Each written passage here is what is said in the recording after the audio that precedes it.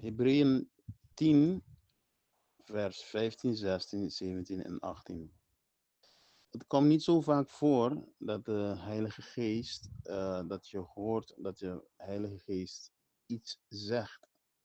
Het is meestal zo dat de Heilige Geest leidt. Maar in sommige plaatsen vind je dat de Heilige Geest ook iets zegt. In dit geval heeft hij gesproken. Uh, en in dit geval zie je ook dat de Heilige Geest graag uh, een kans geeft. Een kans geeft. Dus het volk van Israël heeft verbond niet aangenomen. Ze hebben zich niet aangehouden aan het verbond. En toen zei de Heilige Geest van nou, ik ga een nieuw verbond maken. En als je ziet wat voor een verbond dat is, dan zie je dat de Heilige Geest echt van ons houdt. Want dan zegt hij in het nieuw verbond,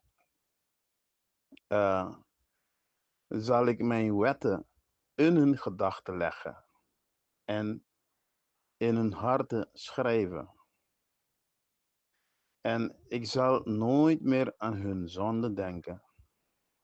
Als de zonden vergeven en vergeten zijn, is er geen offer meer nodig. Dus de Heilige Geest is echt, die geeft iets heel groots hier. Waarbij mensen toch tot een einde kan komen. Een sluiting kan kunnen komen. Van het goed maken met God. Dus de Heilige Geest is een echte brug hierin. Het goed maken van mens met God. Oké, prettige week verder.